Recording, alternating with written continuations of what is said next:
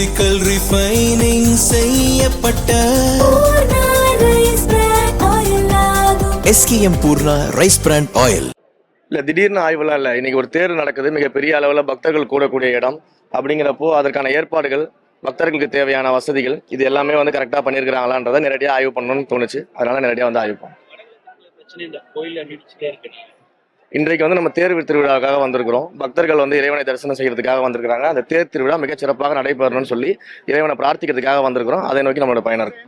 ஏற்பாடு பண்ணிருக்கோம். ஏன்னா திருவிழால ஆயிரக்கணக்கான லட்சக்கணக்கான பக்தர்கள் வருவாங்க. எவ்வளவு போலீஸாரு, அவங்களுக்கு என்ன தண்ணீர் வசதி, எல்லா வசதியும் செஞ்சிருக்கோம். என்னென்ன செஞ்சிருக்கோம்?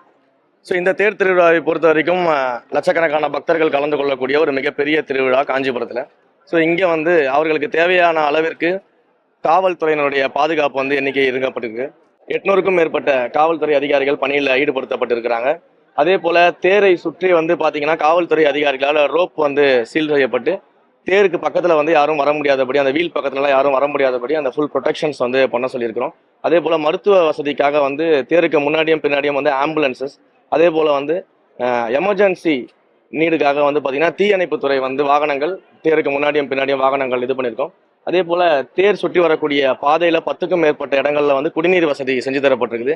அதே போல் தன்னார்வலர்கள் வந்து அன்னதானம் வழங்குவதற்கும், நீர்மோர் பந்தல் வந்து அமைத்து நீர்மோர் கொடுக்கறதுக்கும், பானகம் கொடுப்பதற்கும் அதற்கான பந்தல்கள் அவர்களுக்கான இடம் ஒதுக்கீடு செய்யப்பட்டு அதெல்லாம் செய்யப்பட்டிருக்குது. தேர் வரக்கூடிய பாதைகளில் வந்து எந்த விதமான தடைகளும் இல்லாத அளவிற்கு, டிராஃபிக் இல்லாத அளவிற்கு ஃப்ரீயாக தேர் மூவ் ஆகக்கூடிய அளவுகளுக்கு எல்லா ஏற்பாடுகளும் செய்யப்பட்டிருக்குது. எந்த விதமான எலக்ட்ரிக்கல் லைன்ஸும் கிராஸ் ஆகாத அளவிற்கு எல்லாமே முன்னேற்பாடுகள் செக் செய்யப்பட்டு, அந்த மாதிரி எலக்ட்ரிக்கல் லைன்ஸ் இருந்தால் அது எல்லாமே வந்து மாற்றி அமைக்கப்பட்டிருக்கிறது. ஸோ கம்ப்ளீட்டாக இந்த தேர் வந்து நல்லபடியாக சிறப்பாக சென்று திரும்ப வந்து நிலைக்கு வரும் அளவிற்கு எல்லா வசதிகளும் செய்துள்ளது. அதான் காவல்துறையை வைத்து வந்து ஃபுல்லாக ரோப் வச்சு சீல் பண்ணியிருக்கோம். யாரும் வீல் பக்கத்தில் வராத அளவுக்கு அவங்க பாதுகாப்பு கொடுத்துருக்கோம். அந்த பாதுகாப்பை என்ஷூர் பண்ணணும் இல்லையா, அது நம்ம என்ஷூர் பண்ணணும் இல்லையா. அந்த பாதுகாப்பு வழக்கமான பாதுகாப்பாக இருந்தாலும் அதை என்ஷூர் பண்ண வேண்டியது, ஒவ்வொரு தடவை பண்ண வேண்டியது அரசாங்கத்தினுடைய கடமை, அதிகாரிகளோட கடமை. அதை நம்ம பண்ணிட்டு இருக்கோம். கும்பாபிஷேகம் பல கோவில்கள் வந்து நடக்காம இருக்கு. பார்த்தீங்கன்னா குமரக்கோட்டை முருகன் கோவில், வரதராஜ பெருமாள் கோவில் பல ஆண்டுகளாக நடைபெறுகிறது. இதே போல பல்வேறு கோவில்கள் 90% முடிஞ்சாலும் அதுக்கு எப்ப கும்பாபிஷேகம்ன்றது காலதாமதமாவே இருக்கு சார். அதாவது இப்பதான் ஆட்சி அமைச்சிருக்கிறோம், ஒரு மாசம் தான் ஆகுது. இத்தனை ஆண்டு காலம் செய்யாத அத்தனையும் செய்யணும் தான் நாங்களும் விருப்பப்படுறோம். அதற்கான பயணங்களை தான் ஈடுபட்டு இருக்கிறோம், ரிவ்யூ பண்ணிட்டு இருக்கிறோம். எந்தெந்த கோயில்களில் கும்பாபிஷேகம் நடத்தப்படணும், எந்தெந்த கோயில்களில் அன்னதான திட்டங்களை விரிவுபடுத்தணும், எந்தெந்த கோயில்கள் வந்து ஒரு கால பூஜையை வந்து 3 கால பூஜைகளாக மாற்றி பூஜைகளை வந்து தொடர்வதற்கான நடவடிக்கை எடுக்கணும்.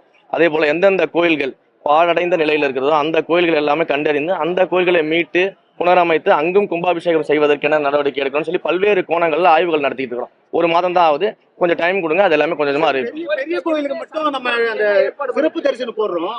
ஆனா சிறிய கோயில்களுக்கு சிறப்பு தரிசனம் சார். குமரக்கோட்டன்றது சிறிய கோவில் தான், அதுக்கு 20 ரூபா டோக்கன் போறது வந்து உள்ளூர் மக்கள் ரொம்ப பாதிக்கப்படுறாங்க. அதாவது இந்த தரிசன டிக்கெட்டை வந்து எப்படி முறைப்படுத்தணுன்றதுக்கான ஆய்வை வந்து நாங்கள் எடுத்துட்டு இருக்கிறோம். மாண்புமிகு முதலமைச்சர் அவர்கள்கிட்ட அந்த ஆய்வின் அடிப்படையில் நாங்கள் எடுக்கப்பட்ட முடிவுகளை சொல்லி அந்த முடிவின் அடிப்படையில் பல மாற்றங்களை கொண்டு வர இருக்கோம். அந்த மாற்றங்கள் கொண்டு வரும்போது பாருங்க. நன்றி.